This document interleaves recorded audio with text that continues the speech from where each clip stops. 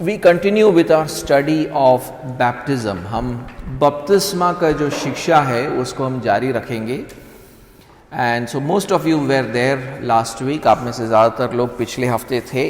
So it is a continuation of that study. उसी शिक्षा का अगला भाग है. The final part, the last part of baptism is शिक्षा का आखिरी भाग. So my first point today is that baptism is required for church membership. आज का जो मेरा पहला जो बिंदु है वो ये है कि कलीसिया में सदस्यता के लिए बपतिस्मा जरूरी है. कलीसिया में सदस्यता के लिए बपतिस्मा जरूरी है. Baptism is required for church membership. Last week we understood what is baptism. पिछले हफ्ते हमने ये समझा कि बपतिस्मा क्या है. And in the very last point of my sermon, we learned that baptism actually unites a believer to the church and marks him off the world. और वो प्रचार के सबसे आखिरी भाग में हमने ये सीखा कि बपतिस्मा एक विश्वासी को कलीसिया से जोड़ता है और दुनिया से अलग करता है. Bobby Jamieson says that baptism confers church membership. Bobby Jamieson कहते हैं, जिसके किताब के आधार पर हम इस शिक्षा को ले रहे हैं, वो कहता है कि बपतिस्मा कलीसियाई सदस्यता को प्रदान करता है. He says that if church membership is a house, then baptism is the front door of that house. वो कहता है कि अगर कलीसिया में सदस्यता एक घर के समान है तो उस घर में प्रवेश करने का द्वार बपतिस्मा है. Through baptism one becomes the member of the church. बपतिस्मा के द्वारा एक व्यक्ति कलीसिया का सदस्य बनता है. This basically means that a person cannot become the member of a church unless he is baptized. इसका मतलब मूल रूप से यह है कि जब तक एक व्यक्ति बपतिस्मा ना ले तब तक वो कलीसिया का सदस्य नहीं बन सकता है. In his book Understanding Baptism, Jamieson gives us some reasons why baptism is necessary for church membership. अपने किताब Understanding Baptism में जेमिसन ऐसे कुछ कारणों को हमें देता है इस बात के लिए कि कलीसियाई सदस्यता के लिए बपतिस्मा क्यों जरूरी है. So today we will learn 3 of those reasons. तो आज हम उनमें से 3 कारणों को सीखेंगे. So I am going to give you 3 reasons why we say that baptism is necessary for church membership. तो अब मैं आपको 3 कारण देने जा रहा हूं क्यों बपतिस्मा जरूरी है कलीसिया में सदस्यता के लिए. The first reason is that baptism is where faith goes public. पहला जो बिंदु है वो ये है कि पहला कारण ये है कि बपतिस्मा के द्वारा विश्वास सार्वजनिक होता है. Baptism is where faith goes public. बपतिस्मा के द्वारा विश्वास सार्वजनिक होता है. Church membership is given to the disciples of Jesus Christ. कलीसिया में सदस्यता को यीशु मसीह के चेलों को दिया जाता है. But who is a disciple? Then the question that comes to our mind is, who is a disciple? तो चेला कौन है? Who is a disciple? A disciple is a public witness of Christ Jesus. मसीह यीशु का सार्वजनिक गवाह, मसीह यीशु की गवाही देने वाला वो यीशु मसीह का चेला है.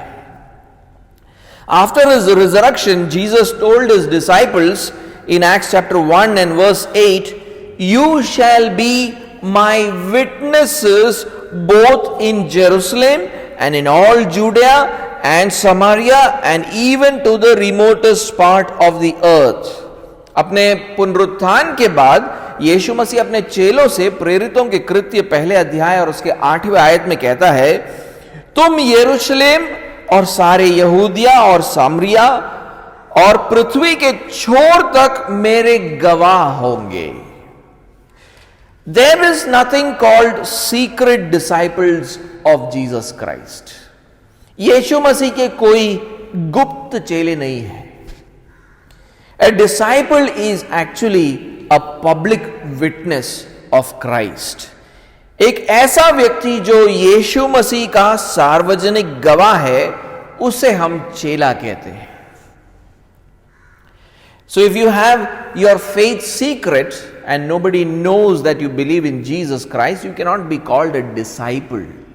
अगर आपका विश्वास जो है बिल्कुल निजी है और कोई नहीं जानता कि आप यीशु मसीह के चेले हो, तो आपको चेला नहीं कहा जा सकता, क्योंकि चेले का मतलब ही है कि वो एक गवाह है। The very meaning of being disciple is to be a witness to Christ. And the very first step in that life of public witness is baptism.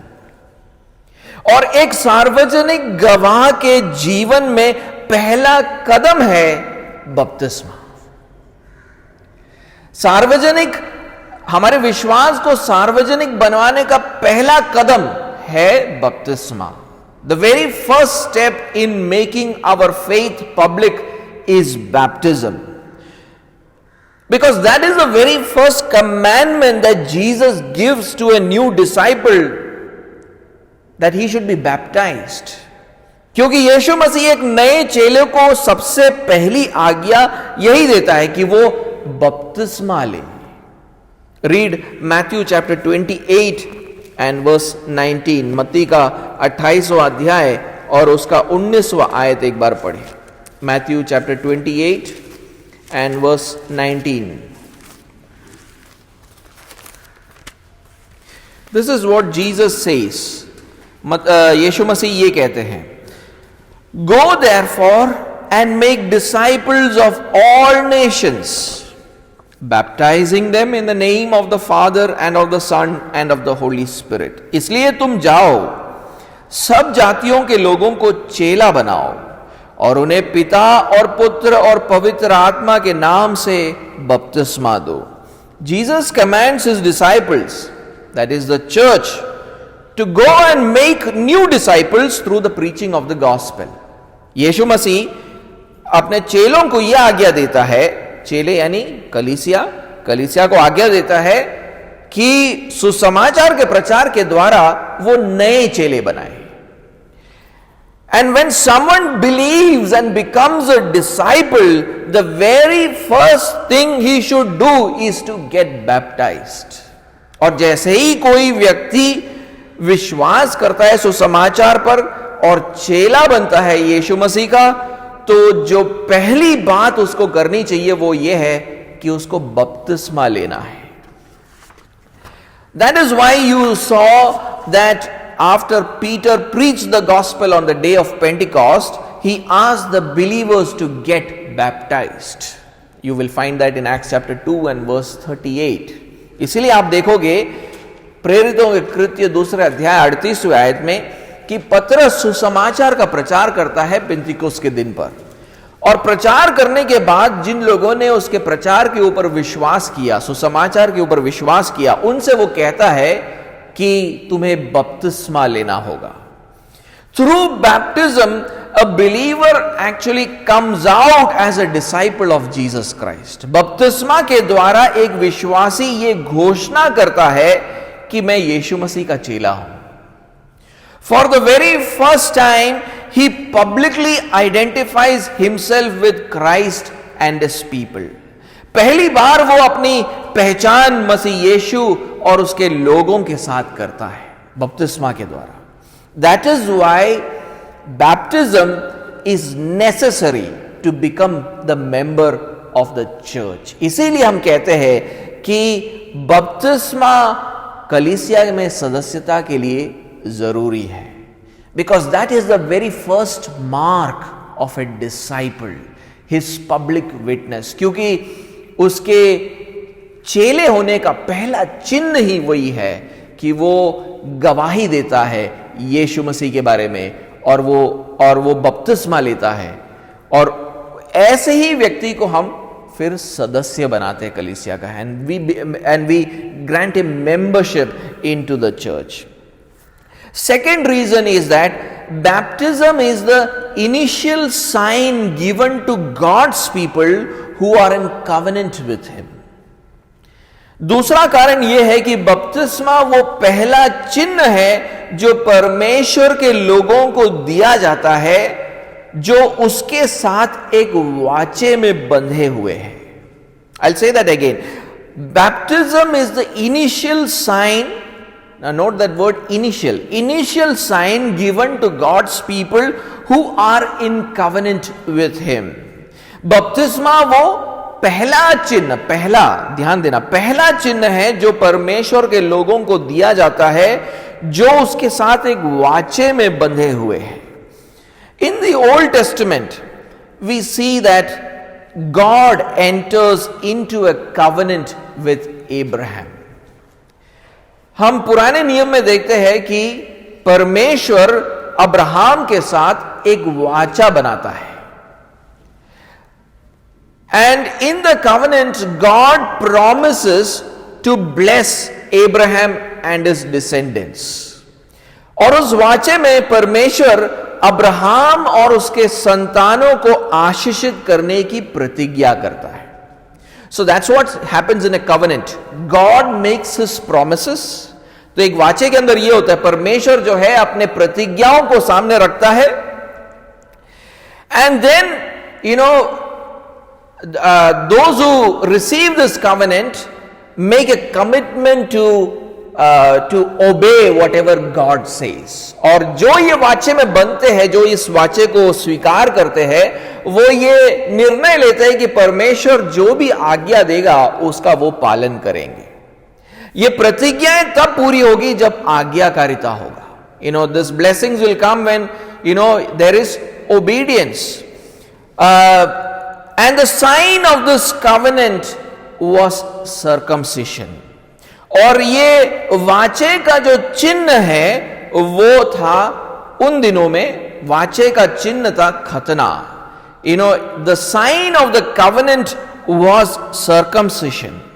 I want you to read Genesis chapter 17 and verse 10 to 11. मैं चाहता हूं कि आप उत्पत्ति का किताब 17वां अध्याय और 10 और 11 पढ़े. Genesis 17, 10 and 11. उत्पत्ति 17वां अध्याय 10 और 11. This is my covenant which you shall keep between me and you and your offspring after you. Every male among you shall be circumcised. You shall be circumcised in the flesh of your foreskins, and it shall be a sign of the covenant between me and you. कहता है कि मेरे साथ बांधी हुई वाचा जिसका पालन तुझे और तेरे पश्चाताप तेरे वंश को करना पड़ेगा, वह यह है, तुम में से एक एक पुरुष का खतना होगा. तुम अपनी अपनी खलड़ी का खतना करा लेना. जो वाचा मेरे और तुम्हारे बीच में है उसका यही चिन्ह होगा. Only the descendants of Abraham, the Jewish race, the nation of Israel was part of this covenant. हमें ध्यान देना होगा यहां पर कि सिर्फ अब्राहम के वंशजों को, अर्थात यहूदी जाति को, इज़राइल के राज्य को इस वाचे का भाग बनाया गया था. And they took the sign of the covenant upon them. और उन्होंने इस वाचे का चिन्ह अपनाया, अर्थात खतना, that is circumcision. But the true sign of God's covenant is the circumcision of the heart, that is faith in God. लेकिन परमेश्वर के वाचे का सच्चा चिन्ह है हृदय का खतना, अर्थात परमेश्वर पर विश्वास, परमेश्वर पर विश्वास करना. Now you must notice that God made this covenant with Abraham, who was called righteous through faith. आपको यह ध्यान देना होगा, परमेश्वर वाचा किसके साथ बांधता है? परमेश्वर वाचा अब्राहम के साथ बांधता है जो विश्वास के द्वारा धर्मी ठहराया गया था. Let us read Genesis 15. उससे पहले क्या हुआ तो उसको हम पढ़ेंगे. जब वाचा परमेश्वर ने दिया उसको, उससे पहले क्या हुआ था हम उसको पढ़ेंगे. Let's read what happened before God gave him the covenant. Genesis chapter 15 verse 5 and 6. उत्पत्ति का 15वां अध्याय 5वां और 6वां आयत. And he brought him outside and said, look toward heaven and number the stars, if you are able to number them. Then he said to him, so shall your offspring be. And he believed the Lord, and he counted it to him as righteousness. और उसने उसको बाहर ले जाके कहा, आकाश की ओर दृष्टि करके तारागण को गिन, क्या तू उनको गिन सकता है? फिर उसने उससे कहा, तेरा वंश ऐसा ही होगा. उसने यहोवा पर विश्वास किया और यहोवा ने इस बात को उसके लेखे में धर्म गिना. You know, here is Abraham who has no children. God shows him the stars in the sky and says, your children will be like these. Abraham believes it and God declares him righteous based on his faith. Abraham के एक भी संतान नहीं, और जिसका एक भी संतान नहीं उसको परमेश्वर बाहर बुलाकर आसमान दिखाकर कहता है, ये जो तारे देख रहा है तू, उतने तेरे संतान होंगे. अब्राहम उसके ऊपर विश्वास कर लेता है और परमेश्वर उसके विश्वास के कारण उसको धर्मी ठहराता है. So the covenant is made with somebody who has faith. वाचा ऐसे व्यक्ति के साथ बनाया जाता है जो विश्वास करता है. So God's covenant was really with a people circumcised in the heart and not with just those who were circumcised in the flesh. तो परमेश्वर का जो वाचा है वो उन लोगों के साथ है जिनका हृदय का खतना हुआ, सिर्फ ऐसा नहीं कि शरीर का खतना हुआ. पहले हृदय का खतना होना जरूरी है. Our heart should be circumcised. We should have faith. You know that our fleshly nature should be removed. हमारा जो शारीरिक जो स्वभाव है उसको निकाल देना होगा और फिर हमको विश्वास करना होगा, तब जाके वाचा दिया जाता है. So circumcision of the heart is important. That is why many people in the nation of Israel could not keep God's covenant. उसीलिए इज़राइल में रहने वाले लोग जो है, बहुत सारे लोग परमेश्वर के वाचा को रख नहीं पाए. You know, because their hearts were not circumcised. क्योंकि उनके हृदय जो है उसका खतना नहीं हुआ था, वो विश्वास नहीं करते थे. They did not believe. They broke God's commands. उन्होंने परमेश्वर के नियमों को तोड़ा. Their hearts were not circumcised through faith. विश्वास के द्वारा उनके हृदय का खतना नहीं हुआ था. Only God could grant faith. सिर्फ परमेश्वर विश्वास दे सकता है.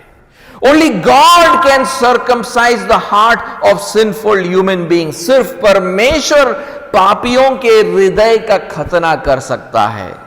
And that is what Moses reminded the nation of Israel towards the very end of his life. और इसी बात का स्मरण मूसा ने इज़राइल के राज्य को दिया अपने जीवन के अंत में. I want you to see what Moses tells the nation of Israel towards the very end of his life. मैं चाहता हूं कि आप देखें कि मूसा अपने जीवन के अंत में इज़राइल के राज्य से क्या कहता है. Deuteronomy chapter 10 and verse 16. व्यवस्था विवरण 10वां अध्याय और 16वां आयत. Deuteronomy chapter 10 and verse 16.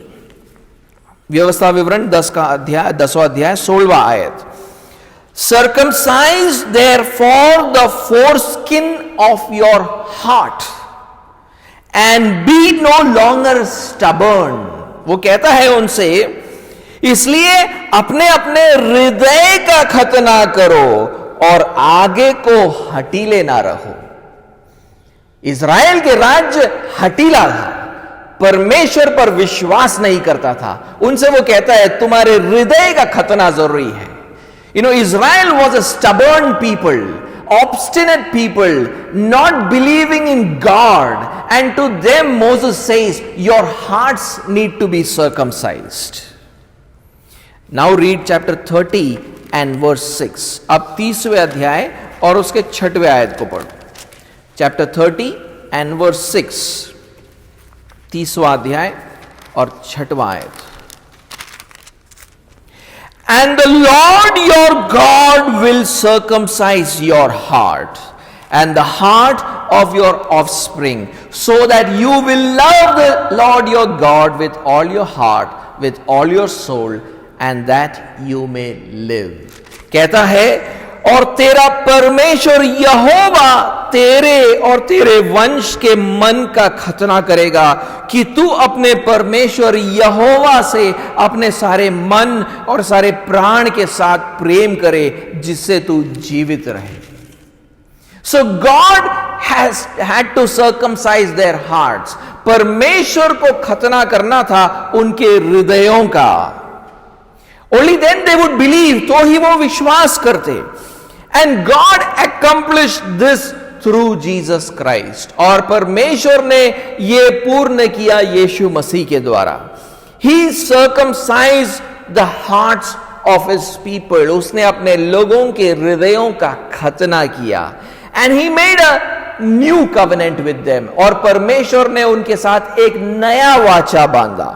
But this time the covenant was given not just to the Jewish race, but to all those who would put their faith in Jesus Christ. लेकिन इस बार वाचा, ये जो नया वाचा है, वो सिर्फ इजराइलियों के साथ नहीं, सिर्फ यहूदियों के साथ नहीं, बल्कि उन सब के साथ उसने बांधा जो यीशु मसीह के ऊपर विश्वास करते हैं. They are the true descendants of Abraham. और वो है अब्राहम के सच्चे वंशज. Paul's argument in the book of Romans is that those who believe in Jesus Christ are the true descendants of Abraham. पौलुस कहता है रोमियो के पत्र में कि जो यीशु मसीह पर विश्वास करते हैं वही अब्राहम के संतान हैं. अब्राहम के संतान शरीर से नहीं होते, लेकिन विश्वास के द्वारा होते हैं. You become a descendant of Abraham not in your physical descent, but through your faith. As he had faith, we have faith. जैसे उसका विश्वास था, वैसे ही हमारा विश्वास है. And to such people who have become part of this new covenant with God through faith in Jesus Christ, a new sign is given. और जितने भी लोग इस नए वाचे के भाग हो गए हैं, यीशु मसीह के ऊपर विश्वास करने के द्वारा उनको इस वाचे का एक नया चिन्ह दिया जाता है. And to such people, a new sign is given as a sign of the covenant. What is that? Baptism, baptisma. Paul hints at this in Colossians chapter 2 verse 11 and 12. पौलुस इसके तरफ संकेत करता है कुलोसियों के दूसरे अध्याय और उसके 11वें और 12वें आयत में. Colossians chapter 2 verse 11 and 12. कुलोसियों का दूसरा अध्याय 11वां और 12वां आयत. In him, look how it starts. In him means in Jesus Christ. So he's talking to people who are in union with Christ. In him also you were circumcised with a circumcision made without hands, by putting off of the body of the flesh by the circumcision of Christ, having been buried with him in baptism, in which you were also raised with him through faith in the powerful working of God who raised him from the dead.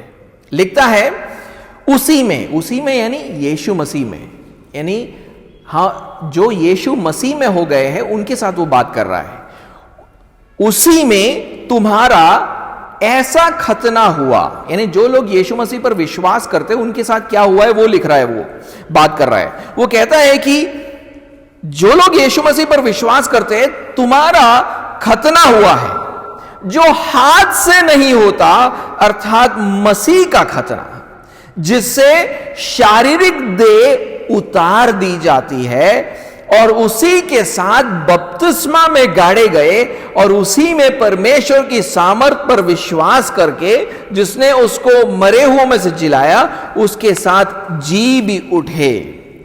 In verse 11, Paul refers to our old nature, old man, who was a slave to sin as the body of the flesh.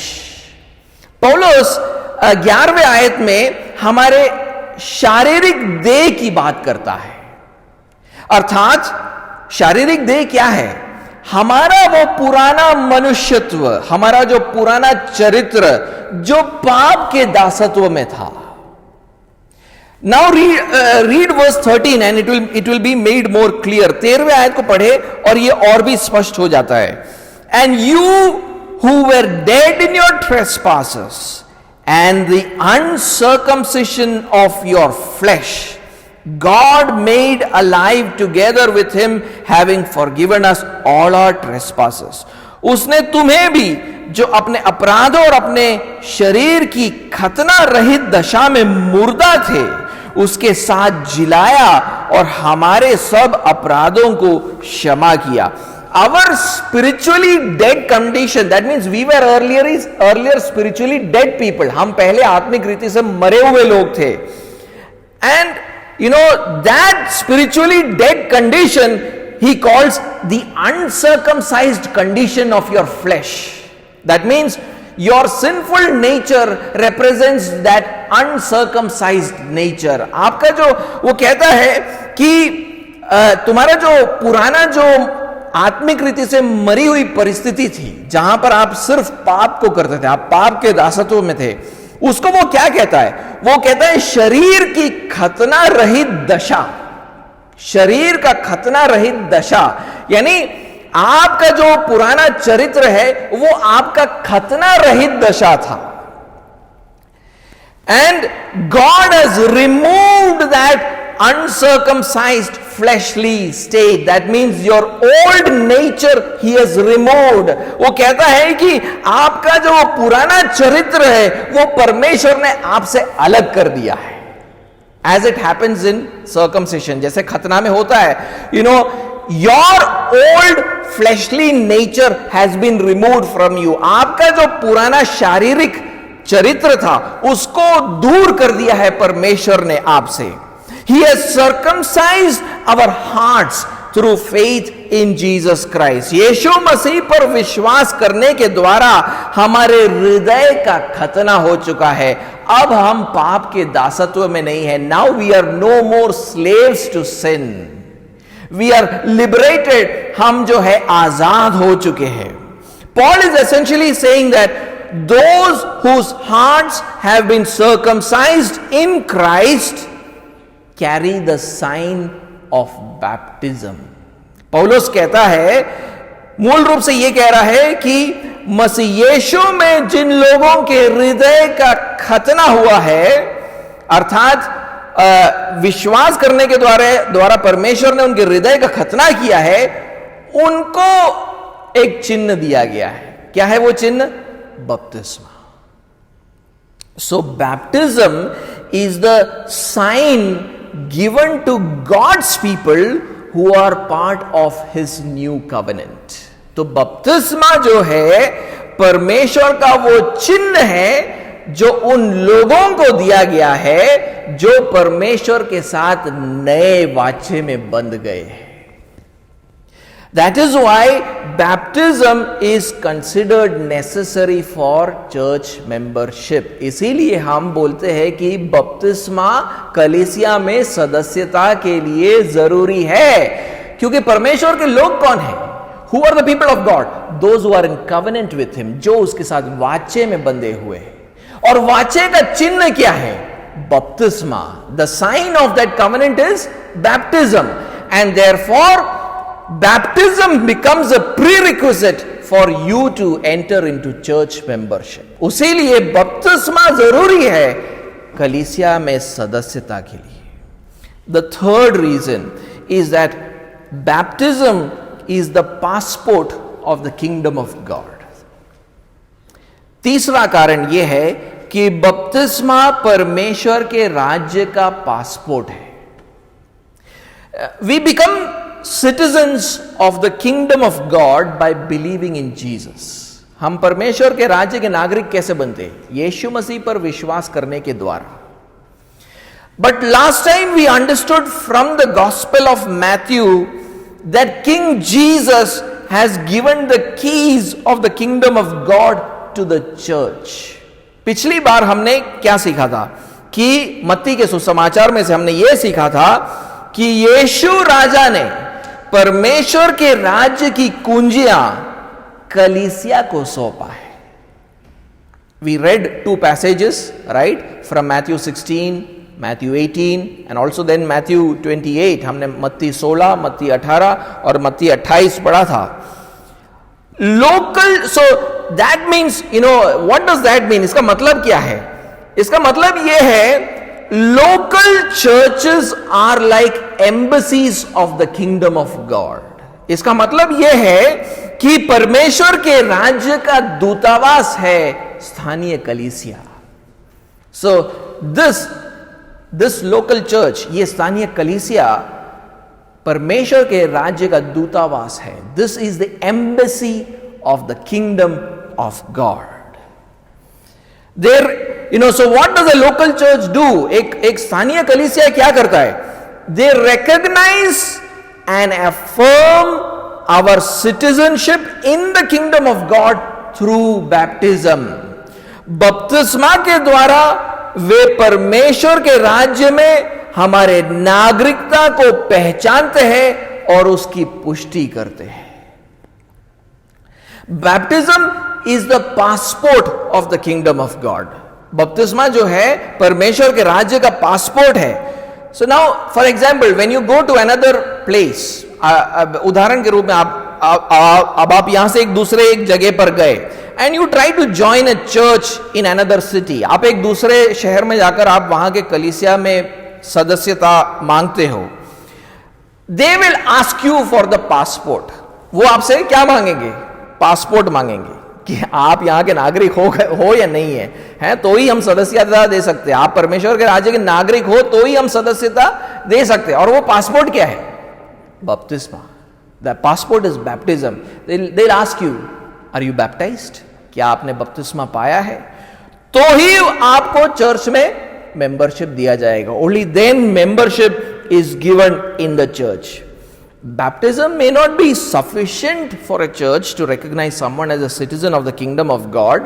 किसी को परमेश्वर के राज्य का नागरिक बनने के लिए शायद बपतिस्मा काफी नहीं होगा. Every church will look for other spiritual fruits also. हर एक कलीसिया आपके जीवन में दूसरे आत्मिक फलों को भी देखना चाहेगा. But baptism is the very first step in recognizing someone as a citizen of the kingdom of God. लेकिन बपतिस्मा जो है वो पहला कदम है जिसे एक कलीसिया यह सुनिश्चित करता है कि यह व्यक्ति परमेश्वर के राज्य का नागरिक है. So that was my first point today. आज का पहला पॉइंट यह था कि कलीसिया में सदस्यता के लिए भी बपतिस्मा जरूरी है. For membership in the church baptism is necessary. My second point today, आज का मुख्य दूसरा बिंदु, some baptisms are not baptisms. कुछ बपतिस्माओं को बपतिस्मा नहीं कहा जा सकता.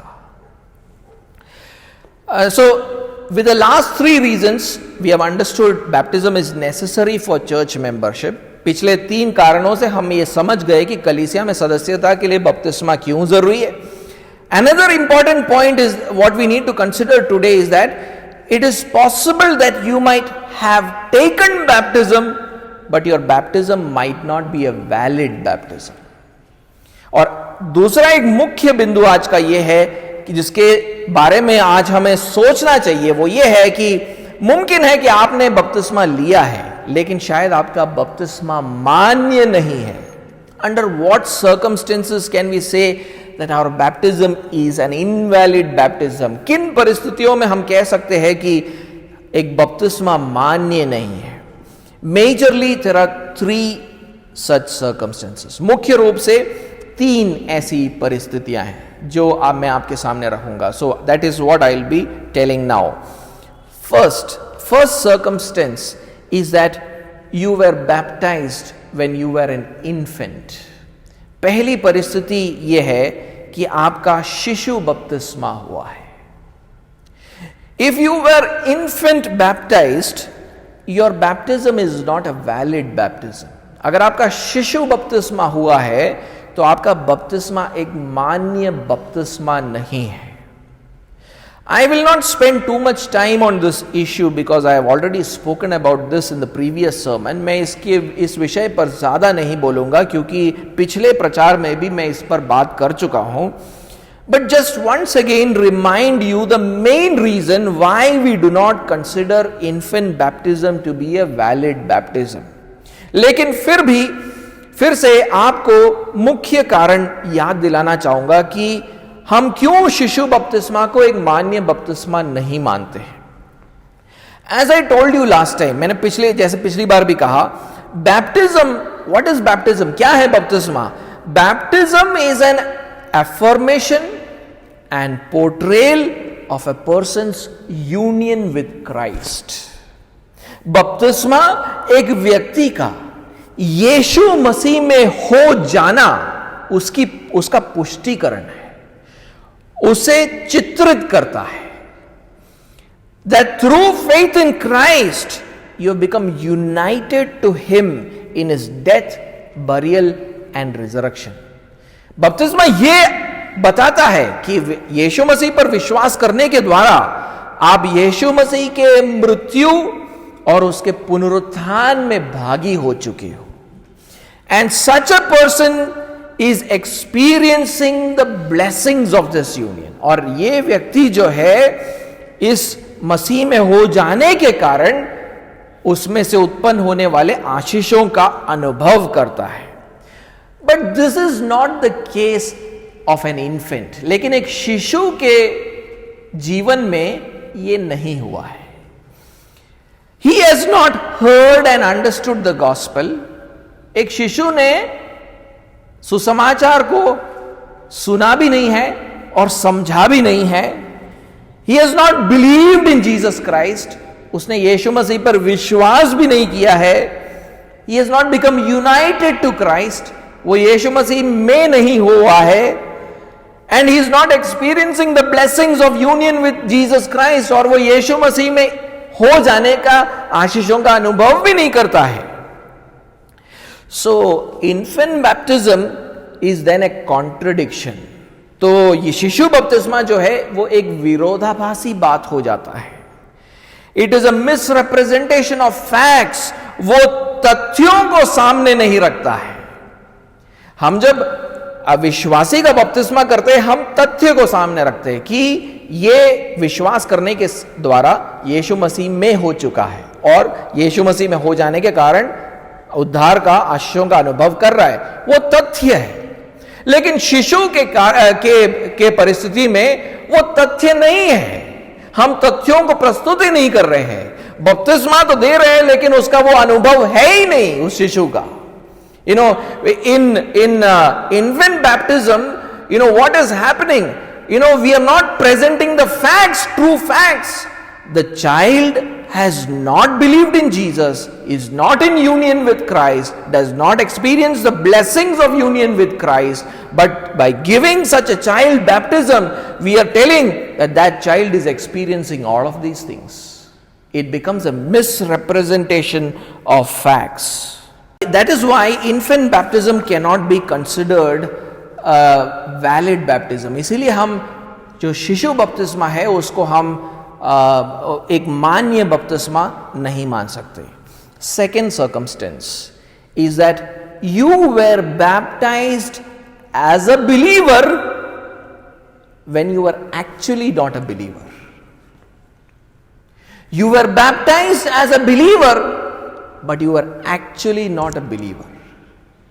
दूसरी परिस्थिति यह है कि एक विश्वासी के रूप में आपका बपतिस्मा हुआ है, लेकिन सत्य तो यह था कि आप तब सच में एक विश्वासी नहीं थे. उदाहरण, let me give you an example. Probably you grew up in a church where they baptized only believers.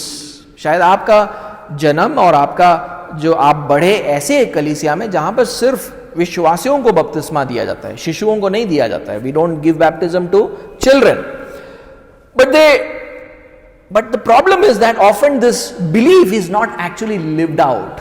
लेकिन अक्सर क्या होता है पता है, विश्वास तो करते हैं लेकिन इस विश्वास को हम जीवन में जीते नहीं है. कैसे? When you were suppose 14 or 15 or 16 or 17 years old, other boys and girls in your church of the same age were getting baptized. उदाहरण के रूप में आप जब 14 साल, 15 साल, 16 साल या अथवा 17 साल के थे तो आपके कलीसिया में दूसरे लड़के और लड़कियों का बपतिस्मा हो रहा था. They were telling you that you also should get baptized with us. और वो आपसे कहते हैं आपको भी हमारे साथ बपतिस्मा ले लेना चाहिए. There was pressure from your parents also. आपके माता पिता से भी दबाव बनता है. You know, many parents say, बेटा, this is the right age to get baptized. बहुत सारे माँ बाप बोलते हैं बेटा ये सही समय है बपतिस्मा लेने का, ले लो, right age. But you know that you were not a true believer at that time. लेकिन आप जानते हो कि जब आपने वो बपतिस्मा लिया आप एक सच्चे विश्वासी नहीं थे. You did not understand or believe in the gospel. आपने सुसमाचार ना समझा था ना उसके ऊपर विश्वास किया था. You were living a totally sinful life. आप पूरी तरीके से एक पापमय जीवन जी रहे थे. But you gave in to peer pressure from your friends in the church or from your parents, and you got baptized when you were not a believer. लेकिन दोस्तों और माता पिता के दबाव में आकर आपने बपतिस्मा लिया जब आप एक विश्वासी नहीं थे.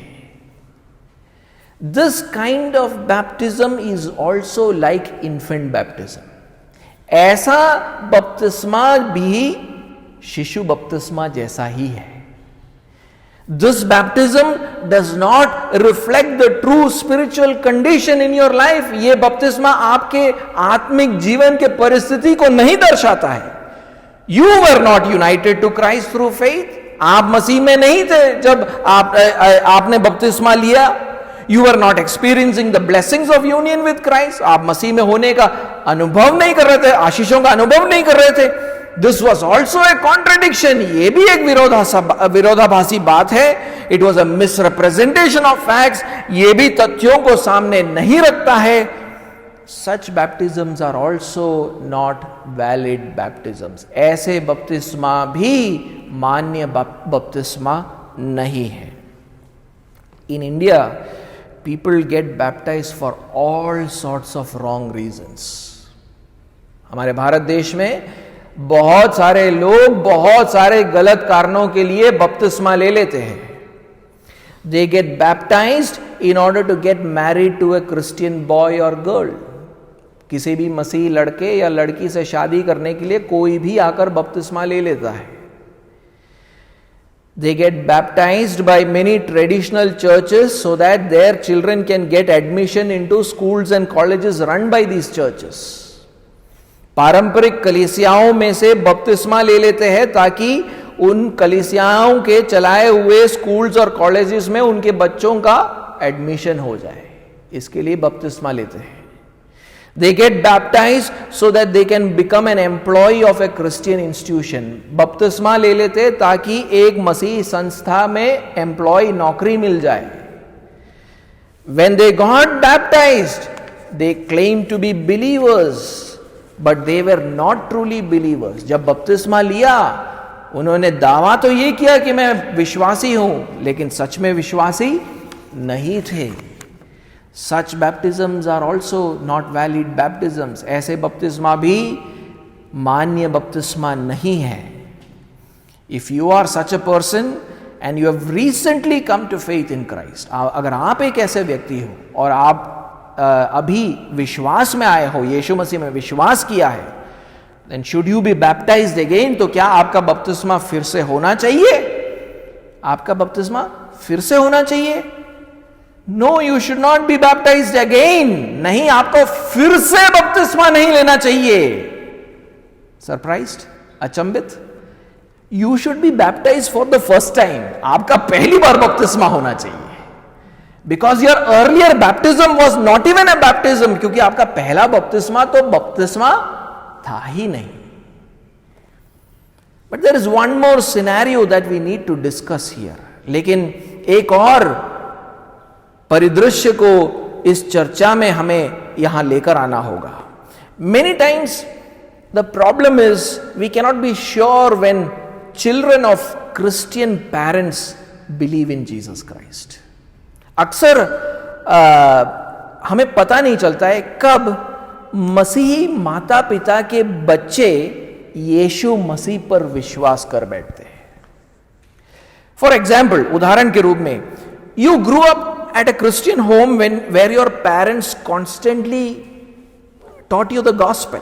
शायद आप एक ऐसे मसीह परिवार में जन्मे जहां आपके माता पिता लगातार सुसमाचार आपको सुनाते थे.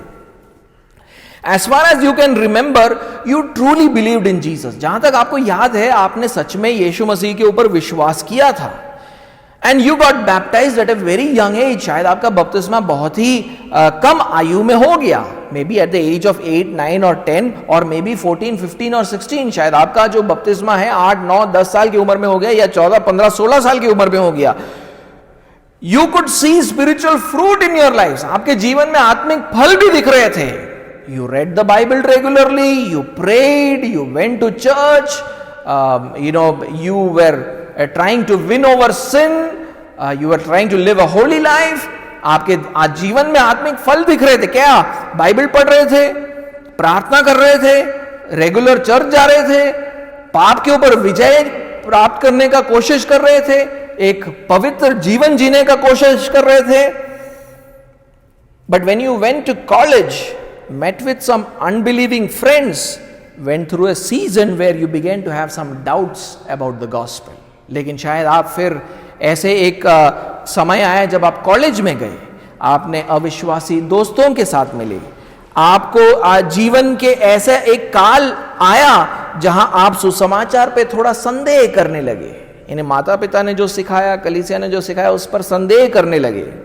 Began to neglect reading the Bible, praying and going to church. आपने बाइबल पढ़ना, प्रार्थना करना, संगति करना धीरे धीरे करके कम कर दिया या छोड़ दिया. But even in all of this, you did not deny Christ. लेकिन इन सारी बातों में भी आपने मसीह यीशु को नकारा नहीं. Should you get baptized again? क्या आपको फिर से बपतिस्मा लेना चाहिए? No, you do not. आपको फिर से बपतिस्मा लेने की जरूरत नहीं है. Just because you went through a season of doubt or a season of sinful living does not make you an unbeliever. सिर्फ इस कारण कि आप एक ऐसे समय से गुजरे जब आपको सुसमाचार पर कुछ संदेह उत्पन्न हुआ या आप एक पापमय जीवन जीने लगे, सिर्फ उसके कारण आपको बपतिस्मा लेने की जरूरत नहीं है. Many Christians go through such seasons in their life. बहुत सारे मसीह ऐसे समय से गुजरते हैं. You need to get baptized only if you are fully convinced that you were not a believer when you first got baptized. आपको बपतिस्मा तभी लेना है जब आप इस बात पर बिल्कुल दृढ़ हो कि जब आपका पहला बपतिस्मा हुआ था तब आप एक विश्वासी नहीं थे. You will have to make that decision. वो निर्णय आपको करना होगा. You will need probably some godly wisdom to make that decision. वो निर्णय लेने के लिए शायद आपको थोड़ा स्वर्गीय बुद्धि की जरूरत पड़ेगी. Ask your believing parents or your pastor for some wisdom to make that decision. आप अपने मसीही माता पिता या अपने पासबान से बात करें इस निर्णय को लेने के लिए. The third circumstance is that the church that baptized you denied the gospel. तीसरी परिस्थिति जब बपतिस्मा नहीं है वो ये है कि जिस कलीसिया ने आपको बपतिस्मा दिया था वो सुसमाचार को नकारता था. Baptism is given to those who have believed in Jesus through the preaching of the true gospel. बपतिस्मा तब दिया जाता है जब एक व्यक्ति सच्चे सुसमाचार को सुनकर यीशु मसीह के ऊपर विश्वास करता है. So baptism is valid only if it is based on faith in the true gospel. तो बपतिस्मा मान्य तब होता है जब आपने सच्चे सुसमाचार पर विश्वास किया. A church which denies the true gospel cannot administer a valid baptism. एक कलीसिया जो सच्चे सुसमाचार को नकारता है वो एक मान्य बपतिस्मा प्रदान ही नहीं कर सकता है. And such a church is not authorized by Christ to baptize people. और यीशु मसीह ऐसे कलीसियाओं को बपतिस्मा देने का अधिकार भी नहीं देता है. We are not saying that church has to be 100% doctrinally sound. हम ये नहीं कह रहे यहां पर कि एक कलीसिया पूर्ण रूप से शिक्षा के मामले में सही होना चाहिए. Because no church is doctrinally perfect. No preacher is infallible. क्योंकि ऐसी कोई कलीसिया नहीं जिसकी शिक्षा बिल्कुल सिद्ध है. गलती सब कलीसियाएं करती है. Every church makes mistakes. कोई भी प्रचारक अचूक नहीं होता है. हर प्रचारक गलतियां करता है. But the core message of the Bible, the gospel, लेकिन जो मुख्य संदेश है सुसमाचार, आज के न्यू बिलीवर स्टडी में भी हमने कोर मैसेज देखा था. बाइबल का कोर मैसेज क्या है? द कोर मैसेज, मुख्य जो संदेश है वो आज हमने न्यू बिलीवर स्टडी में भी पढ़ा. कोर मैसेज ये है कि परमेश्वर ने हमें रचा है, वो एक न्यायी परमेश्वर है. हमने उसके खिलाफ पाप करके बलवा किया है. हम परमेश्वर के दंड के आदी है, हम उसके योग्य हैं. लेकिन परमेश्वर ने हमारा उद्धार करने के लिए पुत्र यीशु मसीह को भेजा और उसके बलिदान के द्वारा वो हमें उद्धार दिलाता है. ये जो है वो मुख्य मैसेज द गॉस्पेल है. The core message of the gospel is that of the Bible is that God is our creator and he's a just God, and we have sinned against him, rebelled against him, and have become liable for God's judgment. But God in his mercy and love towards us sent his son Jesus Christ to die on the cross for our sins, and that by believing in Jesus we can have salvation. That's the core message. If this core message is corrupted, अगर ये जो मुख्य संदेश है वो दूषित हो जाता है, then it becomes a false gospel. तो ये जो है वो झूठा सुसमाचार हो जाता है. So, but a false gospel renders the baptism invalid because true gospel is essential to baptism. एक झूठा सुसमाचार बपतिस्मा को अमान्य बना देता है क्योंकि सच्चा सुसमाचार बपतिस्मा के लिए अनिवार्य है. Baptism affirms and portrays that the true gospel has taken have taken effect in the person's life. बपतिस्मा इस बात की पुष्टि करता है और दर्शाता भी है कि एक व्यक्ति के जीवन में सच्चे सुसमाचार ने कार्य करना शुरू किया है. But if the church preaches a false gospel, that baptism that arises out of it becomes meaningless. लेकिन अगर एक कलीसिया झूठा सुसमाचार का प्रचार करता है तो उसमें से उत्पन्न होने वाला हर बपतिस्मा अर्थहीन है. How can you know if the church that baptised you denied the gospel? आपको कैसे पता है कि जिस कलीसिया ने आपको बपतिस्मा दिया है वो सच्चा सुसमाचार का प्रचार करता है? Churches go wrong about the gospel in many ways. सुसमाचार को लेकर कलीसियाएं बहुत तरीके से उधर इधर जाती हैं, गलत सुसमाचार का प्रचार करती है. If you want to know more about this, talk to me after the sermon. इसके बारे में आपको और जानना है तो इस प्रचार के बाद आप मेरे से बात कर सकते हैं. So this basically concludes the teaching on baptism. तो ये जो है यहाँ पर बपतिस्मा की शिक्षा को हम खत्म करेंगे. And some of the more practical aspects of baptism I will address when I meet personally with those who are interested in taking baptism. और बपतिस्मा को लेकर कुछ और प्रायोगिक बातों को मैं उन लोगों के साथ सीधे बात करूंगा जो बपतिस्मा लेने में रुचि रखते हैं.